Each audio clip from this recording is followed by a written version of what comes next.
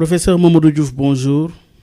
Bonjour. Vous êtes professeur d'histoire à l'Université de Columbia, c'est aux États-Unis.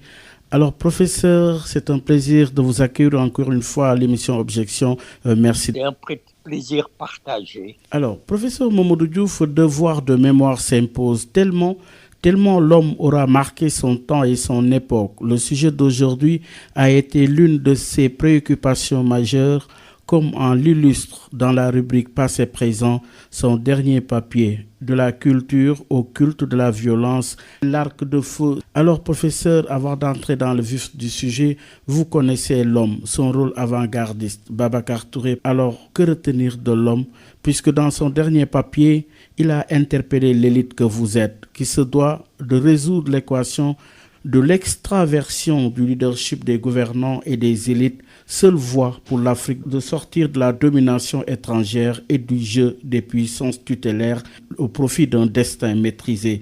Alors, sur le plan sécuritaire, on reviendra dans le vif du sujet. Que retenir de l'homme que vous avez certainement connu? Je vous parlais de Babacar Touré. Je voudrais vous remercier d'abord de me donner l'occasion de rendre hommage à Babacar Touré et de présenter mes condoléances à l'ensemble de votre équipe de Sud FM, mais aussi à l'équipe de Sud Quotidien.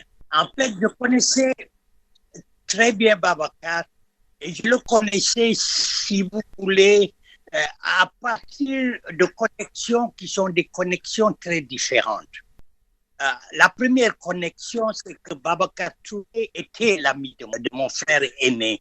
Et donc, cette connexion, ces rapports fraternels avec mon frère aîné avaient créé, donc, si vous voulez, des relations qui sont des relations spécifiques. La deuxième connexion, c'est qu'avec Babacar Touré, on avait un ami commun qui malheureusement lui aussi est décédé, Chérif El Walid Sey. Et quand Chérif est devenu le directeur de Sud FM, j'avais, si vous voulez, l'habitude de passer à l'immeuble FAD et de le voir. Et en général, quand j'arrivais là, on terminait toujours, si vous voulez, notre conversation dans le bureau de Babacar. Et la conversation, bien sûr, tournait autour des questions qui étaient des questions politiques, des questions des médias, etc.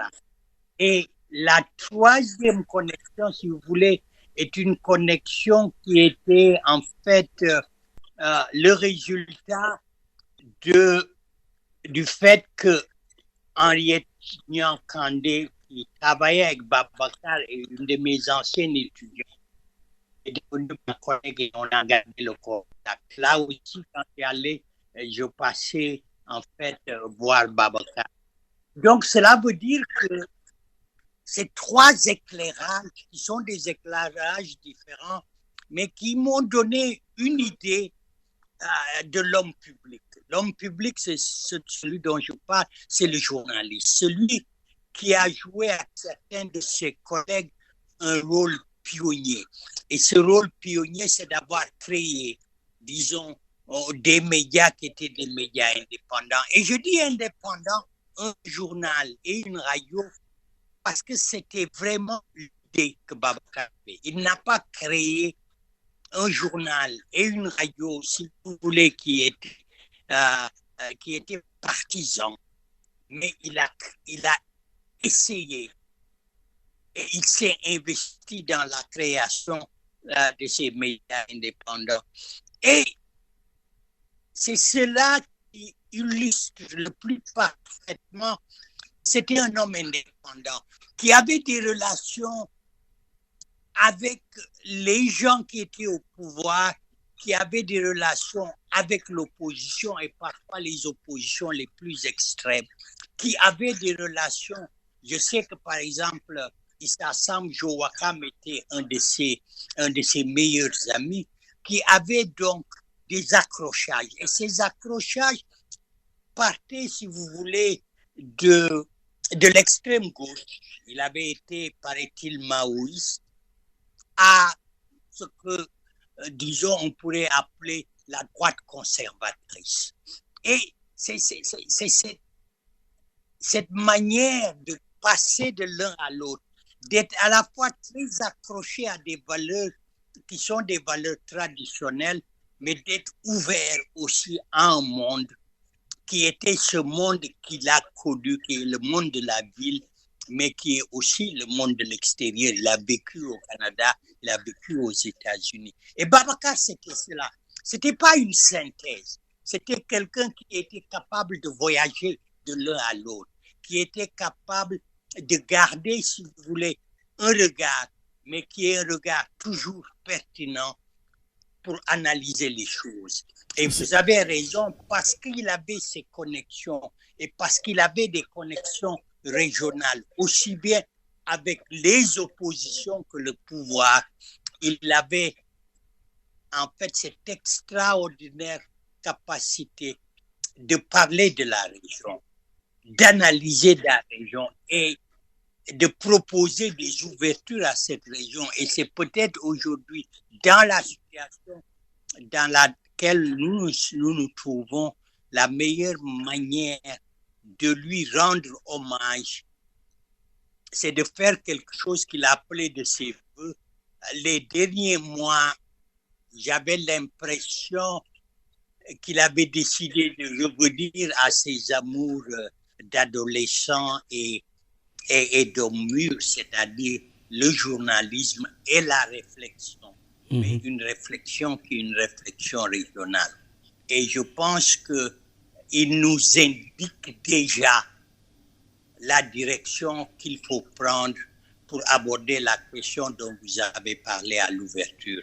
Donc, cette question, ce sont ces enjeux au niveau de la sous-région et le papier intitulé L'arc de feu sous-régional de la violence, des enjeux au niveau aussi de l'Afrique, la thèse du bouclier tampon, il a parlé de devoir d'inventaire, il a parlé des questions sécuritaires avec l'absence du Sénégal dans le G5 Sahel qu'il a beaucoup regretté pour plusieurs raisons.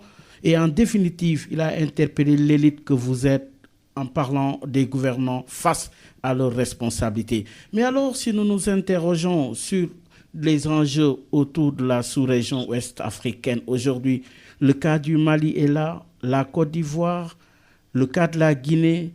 Avec le recul, Mamadou Diouf, quelle réflexion cela vous inspire au regard justement de ce papier intitulé L'arc de feu sous-régional? C'est un papier qui a été publié à temps, mais on a tellement raté ces occasions, ces moments où en fait les circonstances nous imposaient de mener la réflexion.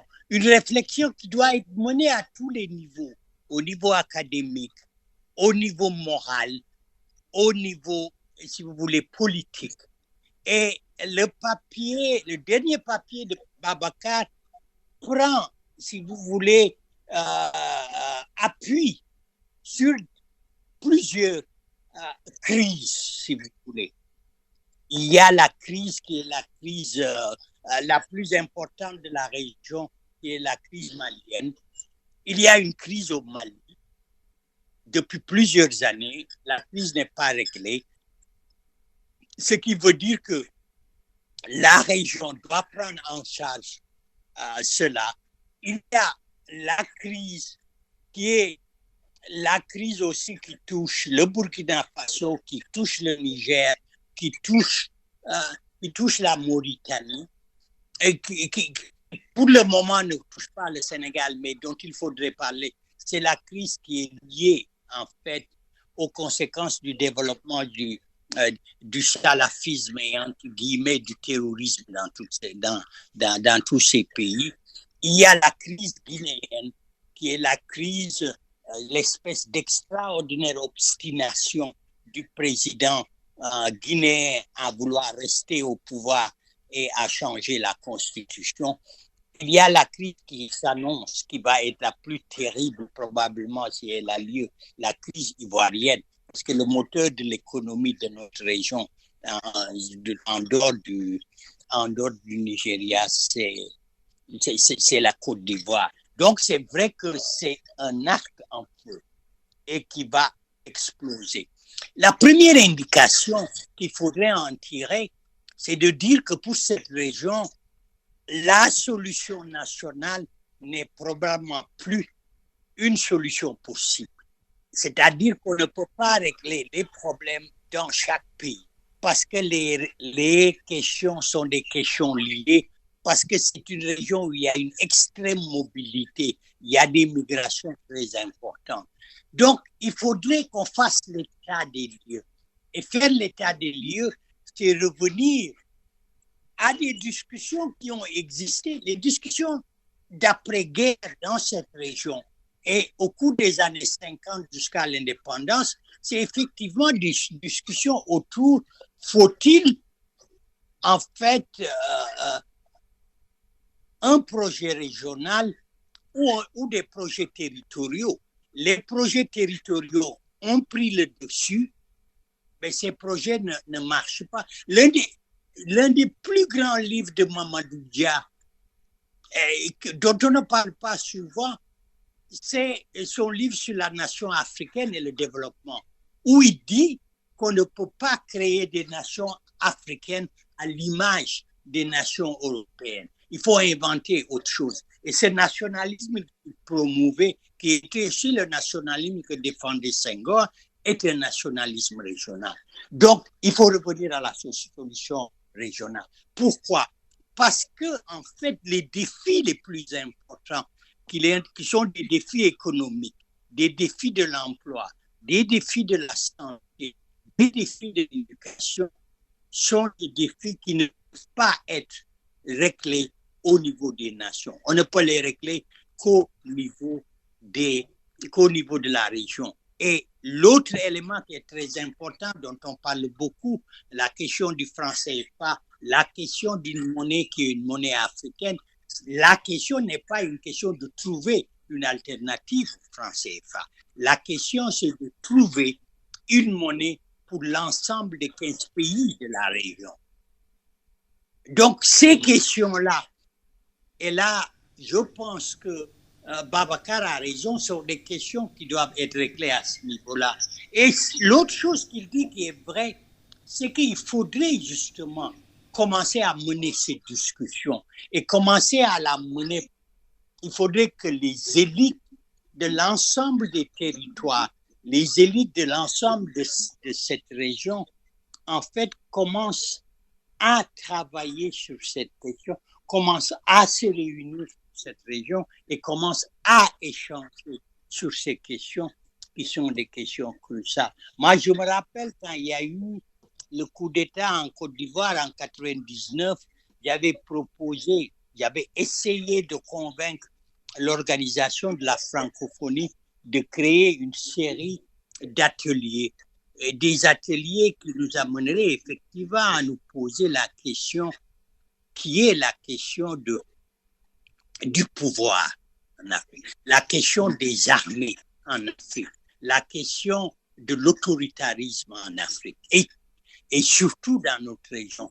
Et toutes ces questions aujourd'hui sont amplifiées parce que l'une des réponses, disons, à l'échec des projets territoriaux dits nationaux, c'est effectivement le développement de ce qu'on appelle l'islamisme ou le salafisme, mais qui sont en fait des réactions qu'il faudrait prendre en considération parce que l'éthique religieuse, je ne parle pas là du salafisme, est aujourd'hui un des récits que les gens sont en train d'utiliser pour se battre pour la démocratie, pour la démocratisation. Mais est-ce que l'enjeu n'est pas à ce niveau?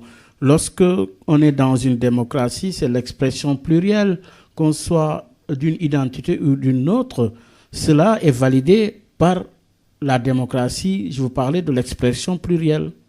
Oui, mais pas en fait les expressions qui, si vous voulez, sont les expressions violentes. Mais l'islam a toujours été... Vous savez, quand on regarde l'islam de cette région, il est intéressant de constater quelque chose. Vous savez, c'est vers la fin du 7e siècle que s'expriment les premiers djihad. Il y a une tradition djihad dans cette région depuis au moins le 17e siècle. Et dont la plus importante de notre région, c'est le djihad de Nasr al-Din. les premiers djihad. Et ce qui est intéressant, ces djihads sont des expressions d'opposition à des régimes qui sont devenus violents et autoritaires. Le djihad de Nasser el-Din est un djihad contre, en fait, si vous voulez, le développement des razzias esclavagistes par les pouvoirs traditionnels. Et on le voit jusqu'au djihad de El Ajouma, c'est toujours des djihads de résistance. Et ces djihads de résistance, c'est contre l'autoritarisme. Donc ces traditions, mais aussi l'islam a été une idéologie pour résister l'assimilation, pour résister le pouvoir autoritaire. Donc ce n'est pas seulement cette violence de Boko Haram, etc., qui sont des déviations importantes, mais il y a, si vous voulez, une dimension religieuse à la bataille politique. Et cette dimension religieuse est une dimension qui mobilise l'islam. Donc, il faudrait revenir et comprendre ces stratégies et intégrer effectivement le discours religieux dans l'espace politique, mais qui soit un discours religieux qui est un discours religieux qui s'inscrit dans un paysage qui est un paysage de tolérance. Oui. C'est ça qui définit les poches pour moi des communautés africaines, c'est l'acceptation du pluralisme et de la tolérance. Voilà deux mots clés, deux mots phares contenus dans les mutations en cours. Mais professeur, est-ce que de ce point de vue, le devoir d'inventaire s'impose? Passer, comme disait Babacar Touré dans son papier, passer par perte et profit, une séquence aussi dramatique et traumatisante par les peuples sénégalais et mauritaniens, tout en réclamant reconnaissance et réparation pour des crimes et exactions. Là aussi, le devoir d'inventaire, ce que l'on soit sous l'angle sénégalo-mauritanien ou qu'on soit au Mali, ou qu'on soit en Gambie, ou qu'on soit au Burkina, ce devoir d'inventaire s'impose. Quel est votre point de vue? Le devoir d'inventaire s'impose pour une raison très simple. Le projet qui a prévalu à la fin des années 50 et qui a autorisé, si vous voulez, l'indépendance aux territoires coloniaux, visiblement ce projet a failli. Et il faudrait que nous comprenions pourquoi et quelles sont au pluriel les alternatives possibles. Je disais tout à l'heure, je prends un exemple qui est pour moi l'exemple le plus extraordinaire. C'est toute cette discussion autour du troisième mandat et des révisions. Et parfois, je pensais, vivant aux États-Unis et subissant, si vous voulez, étant spectateur des péripéties du pouvoir de Trump, je vois comment, et les débats qui sont devenus de grands débats, il y a plein de livres qui sont en train de sortir sur l'autoritarisme et comment l'autoritarisme surgit à un moment et quels sont les indices les plus importants. Quand on a grandi dans des pays comme les pays du tiers-monde africain, où effectivement le pouvoir autoritaire et le parti unique ont été la règle pendant 30 à 40 années, on a une perception de ce qui se passe, une perception importante, mais on arrive aussi à voir quelles sont les questions sur lesquelles on devrait revenir. La démocratisation a permis, à la fin des années 70, de desserrer les taux de l'autoritarisme, de passer à la poubelle le parti unique, d'ouvrir les espaces aux sociétés civiles et d'essayer, en fait, à créer, si vous voulez, des espaces pluriels, des espaces tolérants. Mais on n'est pas allé plus loin. Parce que l'un des aspects les plus extraordinaires, c'est qu'au bout d'un ou de deux mandats, le débat devient le débat sur une réforme de la Constitution pour un troisième mandat. Ce qui est quand même assez extraordinaire.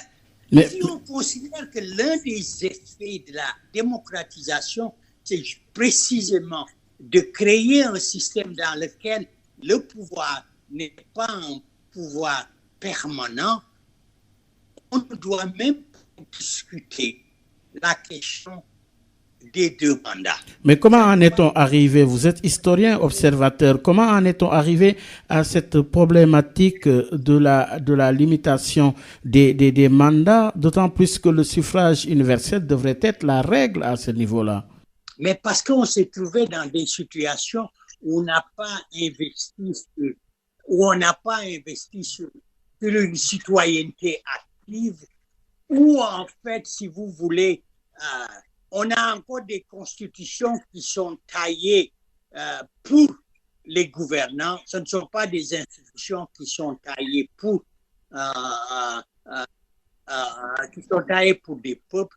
On a des peuples effectivement qui n'ont pas l'éducation démocratique indispensable et on a des élites qui sont dans la majorité des élites corrompues.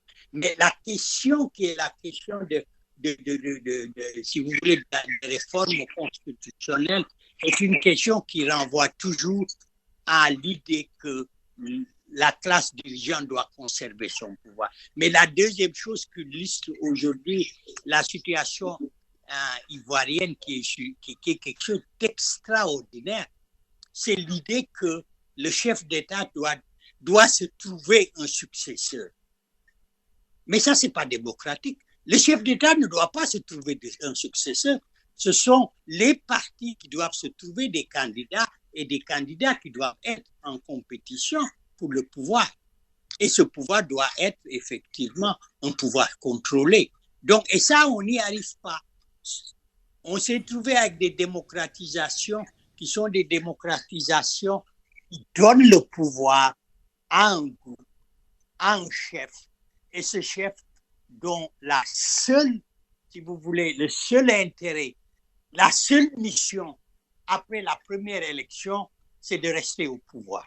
Professeur, finalement, il y a un problème identique. Selon qu'on soit dans ces pays, comme vous avez dit, en Côte d'Ivoire, c'est un problème réel. En Guinée, c'est un problème réel. Ce problème dont vous faites allusion, le problème de la limitation des mandats, reste une grosse préoccupation.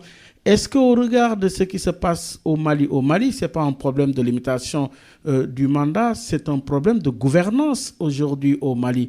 Comment analysez-vous d'un pays à un autre ces problèmes qui surgissent dans notre environnement sous-régional? Tous ces pays ont des problèmes de gouvernance parce que tous ces pays sont dans une situation économique, dans une situation qui est une situation qui, en fait, ne permet pas aux populations parfois de survivre, même pas de vivre. Je veux dire, la question, c'est qu'est-ce que les autorités dans ces pays ont comme possibilité d'avenir à une population qui est une population extrêmement jeune, qui ne peut pas aller à l'école, qui n'est pas traitée de manière sanitairement très bien, et qui ne trouve pas de l'emploi. Et vous voyez, l'illustration la plus parfaite, c'est que nous vivons dans une région et dans un continent qui sont probablement les seules géographies où la majorité de la population est prête à partir. Si on faisait aujourd'hui un référendum en Afrique pour dire aux gens, voulez-vous rester ou partir, plus de la grande majorité de la population voterait pour partir. Et c'est aujourd'hui ça le problème.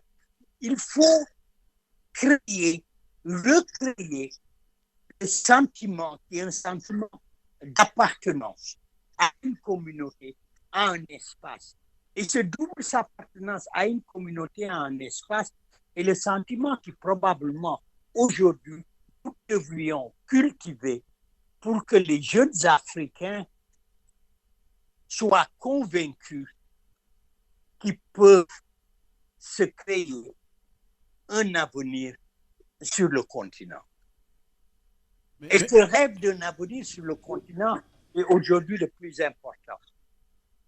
Oui, professeur, si nous revenons toujours à la question justement de l'instabilité dans ces différents pays, avec l'avènement de la violence dans ces différents pays également, pourquoi ne devrait-on pas, lorsqu'on est dans une démocratie, attendre l'échéance des élections, c'est-à-dire dans des moments d'élection, qu'on tranche le débat, où le libre arbitre joue. Justement, si on n'est pas content, on défait, on élit. Pourquoi cela se justifie, cette instabilité d'aujourd'hui? Il faut d'abord que l'administration des élections soit consensuelle et que l'ensemble des citoyens, l'ensemble des acteurs politiques soient d'accord sur la manière dont les élections sont organisées. Le gros problème qu'on continue d'avoir, c'est que ces élections ne sont jamais ni régulières, ni transparentes.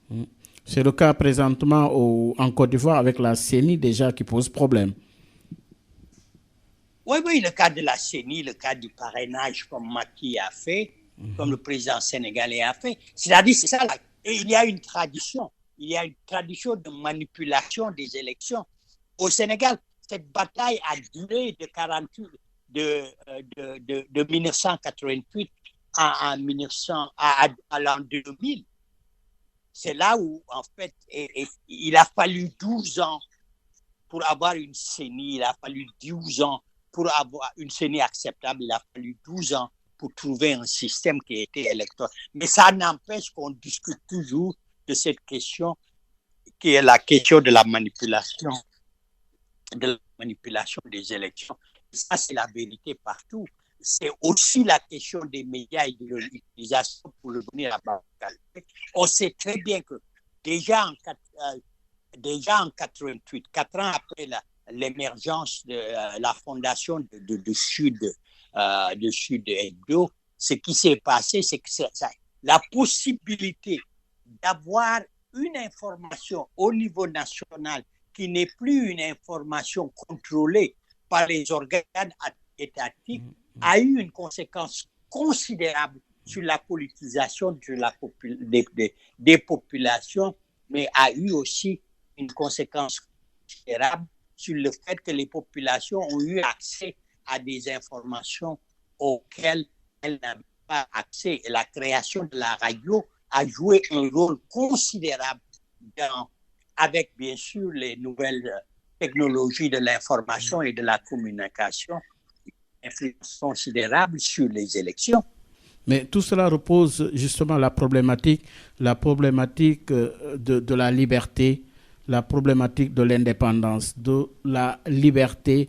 Et cela aussi, c'est l'enjeu principal, que l'on soit dans les médias ou que l'on soit sur le terrain politique. Tout est question de liberté, tout est question d'indépendance. Absolument. C'est-à-dire qu'il faut effectivement que les médias soient des médias libérés, que l'information soit plus importante que le commentaire. Il faut écrire. Babacar était très, très, très bon pour commenter sur l'actualité politique. Mais avec l'actualité politique, il faudrait aussi la possibilité de donner l'information. Et les organes d'État ont pour rôle de fournir l'information.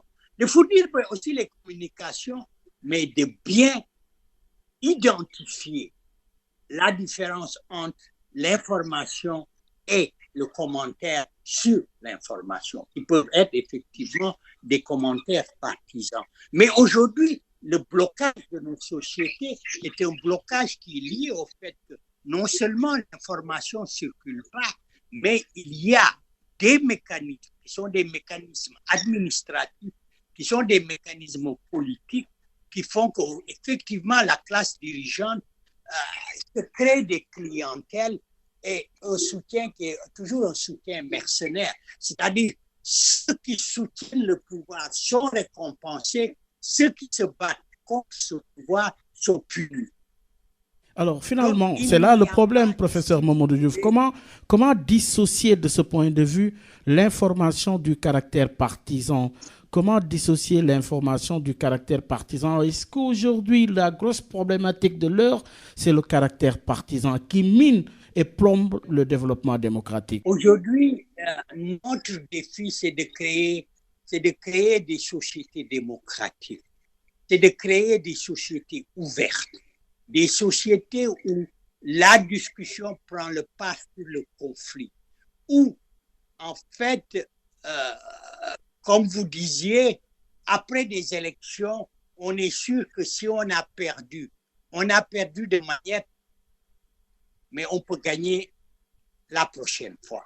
Et quand on gagne, c'est de se dire, on a gagné cette fois-ci, on peut perdre la prochaine fois, parce que justement, les citoyens ont la capacité de contrôler. Cette capacité de contrôle repose sur une information qui est largement diffusée, une information qui est largement discutée. Et c'est seulement sur cette base-là qu'il est possible effectivement de pouvoir sanctionner les gens à qui le mandat est confié de diriger le pays. Alors, finalement, l'élite est interpellée, les gouvernants sont également interpellés. Un environnement sous-régional instable, marqué par la présence d'une domination étrangère face à un avenir incertain. Comment reprendre l'envol? Reprendre l'envol, c'est permettre aux gens de s'exprimer. C'est créer un espace qui est un espace démocratique, c'est créer un espace où les règles démocratiques sont respectées. À un moment, le Mali l'a fait et ils ont essayé. C'est créer, si vous voulez, un environnement qui est un environnement dans lequel le conflit est toujours un conflit qui est sur la table et qui est réglé par les différents protagonistes. C'est-à-dire la capacité, dans la plupart de nos pays, le gros problème qu'on a, c'est peut-être pas le cas du Sénégal. C'est que l'un des gros problèmes, par exemple, du Mali, c'est qu'ils n'ont pas de classe politique, des gens qui sont capables à des moments précis de s'arrêter et de discuter et d'essayer de régler leurs divergences.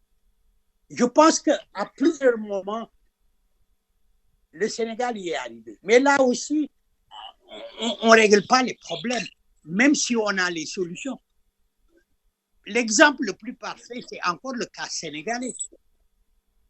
Les assises ont été un moment où l'état des lieux a été fait au Sénégal et des propositions concrètes faites. Il a fallu un candidat. Les candidats se sont effectivement joints aux assises, mais le candidat qui a gagné, la première chose, c'est que j'ai été élu sur mon programme, pas sur les assises. Bien sûr qu'il n'a pas été élu sur les assises, mais les assises sont une réponse commune à une crise que tout le monde reconnaissait. Une crise qu'il fallait, en fait, dont il fallait trouver la solution. Donc, si vous voulez, c'est ça. C'est-à-dire, est-il possible aujourd'hui d'avoir des assises régionales qui permettraient de progressivement trouver des solutions régionales à des questions qui sont des questions régionales, qui sont des questions nationales, mais qui ne peuvent être résolues qu'au niveau national. Mais ça n'est possible que si on ouvre les sociétés africaines, si on permet aux Africains, les femmes, les jeunes, les vieux, effectivement, de pouvoir réimaginer l'Afrique. Et tant qu'on ne le fera pas, on se trouvera dans des situations de crise qu'on ne peut pas régler nationalement. Et ces situations de crise deviennent, si vous voulez, des crises qui ne sont plus des crises au niveau de ces nations, mais elles deviennent des crises qui sont des crises qui sont pensées de manière globale.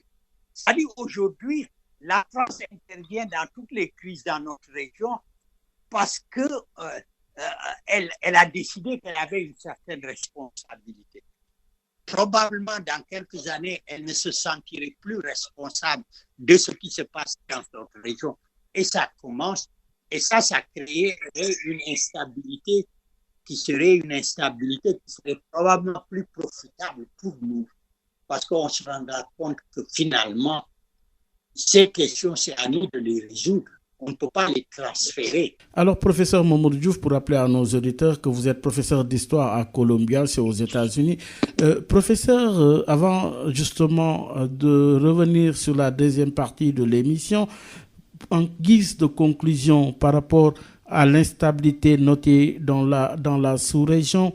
Aujourd'hui, l'élite est interpellée, les gouvernants sont interpellés. Pour quelle perspective aujourd'hui? Quel est l'enjeu principal dans la sous-région? Pour quelle perspective? Les sociétés doivent être interpellées aussi, parce que ces sociétés sont aujourd'hui les principales forces pour pouvoir ouvrir une nouvelle histoire, pour pouvoir commencer à voir l'avenir de manière plus positive. Mais il est très clair ce que je veux dire, et ça, ce n'est pas du tout une prédiction.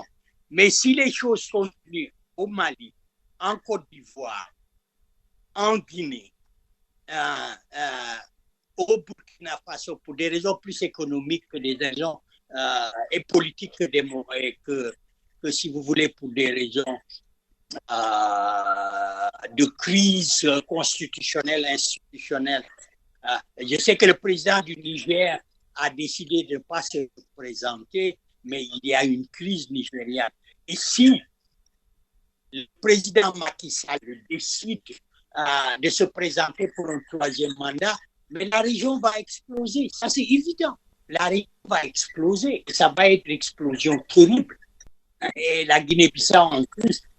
Mais il y a quand même une rivière qui est une rivière assez extraordinaire, c'est le Cap-Vert. Donc, on peut essayer d'aller apprendre quelque part quelque chose.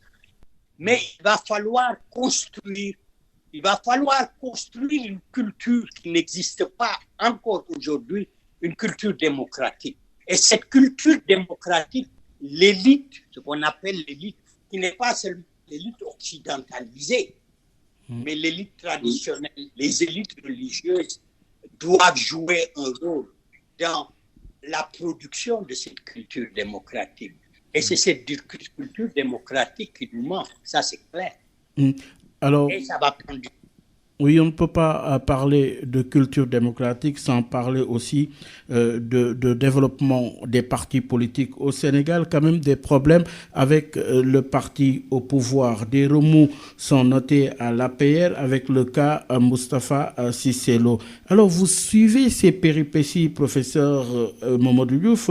Qu'est-ce qui se joue présentement à l'APR? S'agit-il d'une guerre feutrée pour la succession de Macky Sall, parce qu'il est annoncé dans la presse cette déclaration prêtée à Moustapha Cissé Lo: j'ai la plus grande capacité de nuisance au Sénégal. Alors dites-nous, professeur Mamadou Diouf, entre Macky et moi, disait Moustapha Cissé Lo, ce sera comme entre Demba War et Lat Dior. S'il veut m'enterrer vivant, c'est lui qui sera enterré, a menacé Moustapha Cissé Lo dans une audio. D'abord, est-ce que vous pouvez revenir sur cette séquence historique entre Lat Dior et Demba War et comment le traduire dans le contexte d'aujourd'hui? En fait, c'est quelque chose qui est très, très difficile à traduire. Quand j'ai lu ça, la première question que je me suis posée, c'est de savoir si dans ce récit, s'il se prend pour Demba War ou s'il se prend pour Lat Dior. Parce que selon la perspective adoptée, si vous voulez, l'interprétation est une interprétation différente. Bon, j'ai travaillé sur cette histoire et j'ai écrit un livre qui s'appelle Le Cayor au 19e siècle, pouvoir Kédo et conquête coloniale. Qui a été publié en 2001, mais qui a été republié en 2014. Et une partie de ce livre porte justement sur le conflit, pas sur le conflit Demba la Dior, mais sur le compagnonnage jusqu'au conflit. Et en fait, ce que l'histoire traditionnelle dit et ce que l'histoire, si vous voulez, qui est l'histoire académique universitaire dit, ce sont deux récits qui ne sont pas nécessairement des récits qui se juxtaposent. Demba, la famille Demba, qui constituait l'essentiel du leadership de Kédo, a joué un rôle considérable, disons, dans le succès de la famille de la Dior, bien avant la Dior, depuis presque le XVIIe siècle, disons, le succès des Gage. Et si vous voulez, c'est cette alliance qui va permettre, si vous voulez, l'arrivée au pouvoir de la Dior à la mort de son frère. Parce que la Dior n'était pas du patronyme fan et ne pouvait pas nécessairement accéder au trône. Mais les Kédo constituaient la force militaire contrôlée par la famille de Demba. Ces Kédo ont joué un rôle extraordinaire, l'ont soutenu. Et l'ont soutenu toute cette période.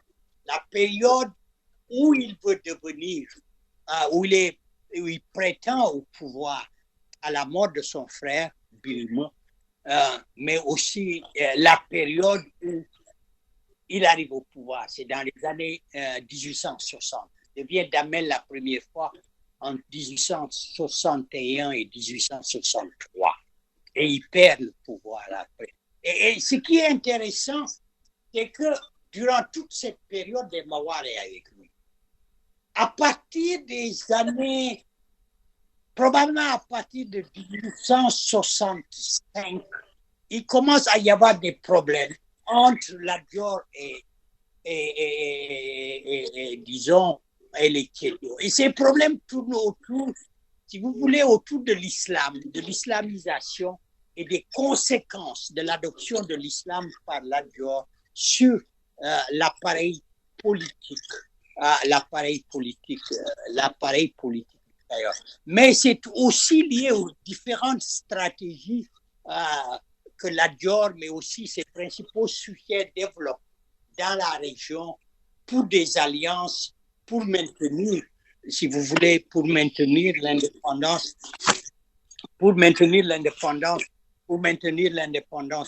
l'indépendance du Cayor. Et si vous voulez, ce qui va se passer, la grande alliance qu'il va avoir, c'est l'alliance avec Maba Diakhou, qui est le souverain du RIP, et que la Dior va rejoindre. Et durant cette période, je pense que Léa Dior, l'entourage de la Dior n'est pas nécessairement, si vous voulez, prête à abandonner ce qui a été le moteur de leur présence dans la région, le moteur de leur force, c'est-à-dire le nationalisme kayori. Et il y a un événement intéressant là, en 1867, quand les Français, avec l'appui des Sérères du Sud, de combattre Maba Diakhou, en 1867, à la bataille de Sombre, la tradition dit que les forces Adior se sont retirées face à la bataille qui devenait sanglante avec les Sérères. Et la tradition dit que les Kédo disent à l'Adior qu'il ne peut pas verser son sang et mourir dans le RIP et le style, alors qu'en fait, le Cayor est sous domination. Et il se répartit pour cela. Donc, jusqu'en 1867, si vous voulez, il y a de bonnes relations. Et ces relations continuent parce que la Dior va recommencer à se battre pour le Cayor et va redevenir le Damel entre 1871 et 1883. Il a beaucoup de problèmes avec d'autres prétendants, dont son neveu Samba Laobé, mais en fait, si vous voulez, la coalition de sa famille royale et la coalition des Kédo continuent à se battre ensemble. Mais si vous voulez, la rupture, c'est la rupture qui arrive en 1879 entre les Kédos et la Dior. Les Kédos semblent prendre semblent soutenir Sambalaoudé, mais aussi le fait que la question du chemin de fer est une question qui devient un élément de discorde au sein de la classe politique du Cayor, et cette discorde est exploitée par les Français. En fait, on peut dire qu'à partir des années 1870, il y a un parti français à l'intérieur, si vous voulez, de la classe politique du Cayor. Et c'est ça la rupture.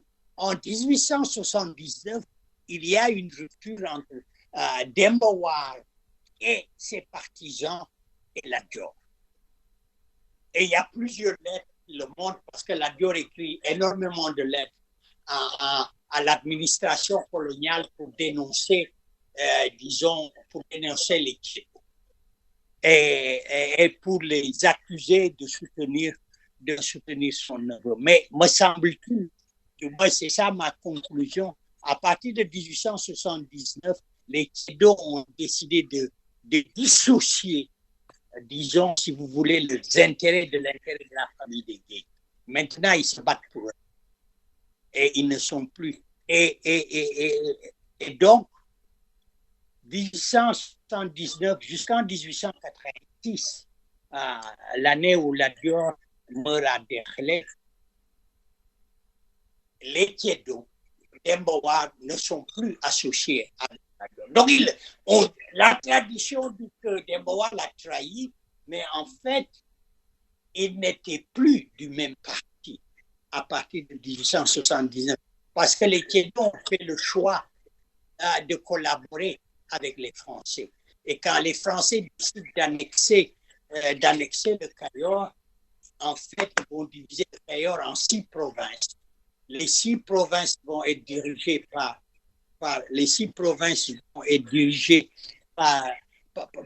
les Kédos. Et Demba War va devenir le président, disons, des chefs traditionnels, le président des chefs traditionnels des chefs traditionnels du Cayor, et ils vont s'engager effectivement à défendre le Cayor contre les troupes.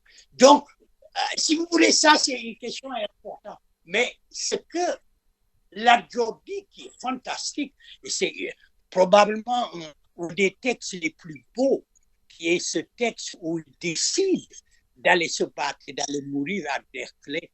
Ce texte met en avant, si vous voulez, à la fois son patriotisme, son engagement pour son pays. Et ce pays, c'est le Cayor. Donc, à des pays, si vous voulez, à qui Moustapha Allo fait référence devient très, très compliqué dans ce cas-là. Donc, vous lui retournez la question. Mon interprétation, c'est de dire que peut-être il s'identifie, qui s'identifie à la Dior. Mais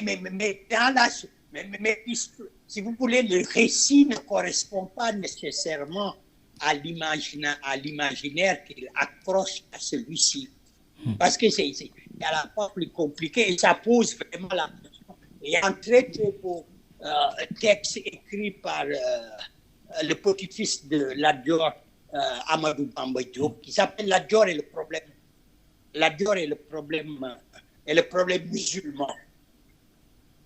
Et il explique très, très, très bien ces questions qui sont les questions à la fois des grandes crises que traverse le Cayor entre 1870 et 1806 et la très, très grande question de l'islam dans les relations entre les Kédos et la Dior. Donc, c'est la Dior qui dit qu'on va l'enterrer au Cayor, ce qui veut dire que tous les mouvements qu'il a eu dans la région, la Dior est allée dans le Rip, la Dior est allée dans le Bawol, la Dior est allée dans le Jolof, en 1890, il décide de mourir chez lui. Il décide de mourir au Caire. La seule chose qu'on peut dire que Moustapha Cissé-Lo a raison, c'est la question autour du pouvoir. Que c'est une bataille pour le pouvoir. C'est une bataille pour la préservation des intérêts cette bataille va diviser le Céddo et la Dior. La deuxième chose qu'on peut dire aussi, c'est, disons, une bataille où les alliances sont des alliances importantes. Et c'est aussi une bataille qui a rapport avec la succession. Parce que Samba Laobé veut remplacer son oncle Lat Dior. Et il y a plus de prétendants aussi qui sont dans la bataille. Donc, Cissé-Lo, si vous voulez, donne une bonne image en se référant à Lat Dior et à Demba War, donne une image de la situation dans laquelle il se trouve, dans laquelle son parti se trouve. Mais il est indispensable de comprendre au moins deux choses. La première chose, est-ce que Cissé-Lo est en train de se battre pour le respect de la Constitution et les deux mandats? Et en se battant pour le respect de la Constitution et les deux mandats, il est en train d'intervenir de manière très démocratique que dans un parti qui a fourni un président qui se trouve à un moment particulier où le président ne peut pas se représenter, il est tout à fait démocratique de commencer la bataille pour la question à l'intérieur du parti. Oui. Est-ce que cette bataille est possible ou non? Mais aujourd'hui, j'ai l'impression que c'est pas. Parce que l'idée qu'on ne doit même pas discuter d'un troisième mandat est une aberration. Parce que la première chose, c'est de dire, de toute façon, c'est un faux débat. Il ne peut pas y avoir de troisième mandat. Et quand on dit qu'il ne peut pas y avoir de troisième mandat, effectivement, on ouvre le débat sur la succession. Et ouvrir le débat sur la succession, c'est ça qui est démocratique. Oui, mais professeur, vous le dites, c'est ça qui est démocratique. Mais alors, vous êtes historien. Pouvez-vous aussi nous revenir pouvez-vous revenir sur les partis au pouvoir dont le leader président est en fin de mandat? Il y a eu d'abord Mamadou Diouf, l'essoufflement du Parti socialiste avec Abdou Diouf, ensuite la déliquescence du pouvoir avec Abdoulaye Wade et aujourd'hui la limitation du mandat avec Macky Sall. On le dit ou pas, mais il y a la question de la succession. Dites-nous à tort ou à raison. Je pense que c'est à tort. Au Sénégal, ce qui s'est passé, c'est vrai qu'il y a eu un précédent. Quand Senghor devient président de la République et qu'il élimine Mamadou Dia en 1962, Senghor a déjà en perspective cette idée de la succession. Mais cette idée de préparer un successeur et de faire en sorte que ce successeur puisse porter, si vous voulez, ce qu'il pensait être le projet socialiste sénégalais. Et dès 1970, quand il crée le Club Nation et Développement, quand il coopte une partie de la, si vous voulez, de la nouvelle élite dans le système politique, il crée un système qui est à la fois un système où la classe politique est renouvelée, mais dès cette période, la bataille pour la succession est ouverte. Je veux dire, chez Senghor, la bataille pour la succession est ouverte dès les années 70. Et quand il crée un poste de Premier ministre et met Abdou Diouf, cette crise, si vous voulez, la bataille devient de plus en plus importante parce qu'il y a déjà deux successeurs, au moins reconnus. C'est Abdou Diouf et Babacar Ba, sans compter les successeurs qui ne sont pas nécessairement visibles, mais il y a aussi la réaction qui est la réaction de ce qu'on appelait, disons, les vieux compagnons de Senghor, les barons, contre la nouvelle génération qui essayait de la liquider. Donc la succession est un élément du projet, disons, des programmes politiques. Mais c'est la manière dont c'est organisé et la manière dont, en fait, le système politique est structuré qui gouverne, si vous voulez, les procédures à partir desquelles la succession est faite. Avec mon collègue Momar Diop, on a écrit un livre qui s'appelle « Les successions légales en Afrique », qui étaient des réponses au coup d'État militaire. Et c'est intéressant de regarder comment ces successions étaient. Et Senghor a préparé une bonne succession. Ahidjo a fait la même chose, mais a raté sa sortie. Mais Senghor a réussi sa sortie en disparaissant. L'autre a essayé de le faire, a eu plusieurs successeurs, Bourguiba, mais il a raté sa sortie. Mais dans la plupart des autres cas, il n'y a pas eu de successeur. Est-ce que Bégué était le vrai successeur de Houphouët-Boigny? On peut toujours en discuter. Mais dès 1963, Houphouët-Boigny essaie de trouver un successeur et la Constitution ivoirienne a toujours eu un article qui parlait d'un vice-président. Mais sous Houphouët, il n'y a jamais eu de vice-président. Il y a eu un vice-président sous Ouattara. Donc, on peut aujourd'hui aussi faire l'état des lieux des pays où il y a eu des successeurs désignés. Houphouët a eu un successeur désigné jusqu'à la fin, presque, Philippe Yassé, mais il n'est pas devenu président. Donc, il y a plusieurs histoires et plusieurs illustrations. Mais l'idée principale pour moi, c'est que c'est l'idée du successeur qu'il faut balayer. Et laisser les partis politiques fonctionner normalement et effectivement décider des successeurs par le chef. L'idée d'une succession décidée comme dans une royauté, ça, il faut l'éliminer le plus rapidement possible et ouvrir le système à la compétition électorale à l'intérieur des partis. Mais la grande question encore aujourd'hui, dont on ne parle pas souvent, c'est qu'on parle beaucoup, disons, de l'autoritarisme et de l'autoritarisme des appareils d'État. Mais les partis politiques africains sont des partis qui ne sont pas démocratiques, y compris la majorité, la très très grande majorité des partis d'opposition.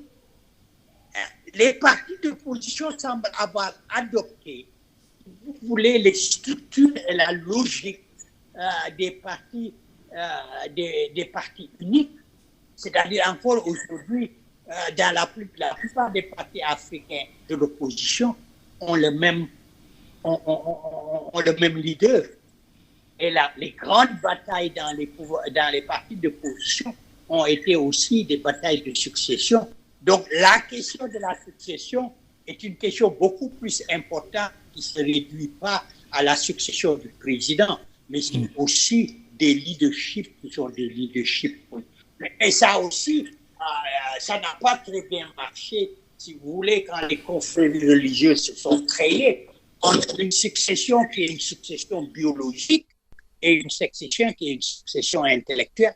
Là est le débat. Mamadou Diouf, professeur d'histoire à Columbia Université. Merci, professeur. Merci. Eh bien, la réflexion va se poursuivre sur des thématiques que n'a cessé de développer Babacar Touré, que le paradis soit sa dernière demeure et lui, devoir de mémoire s'impose. Merci, professeur Mamadou Diouf. Merci, Bayouma.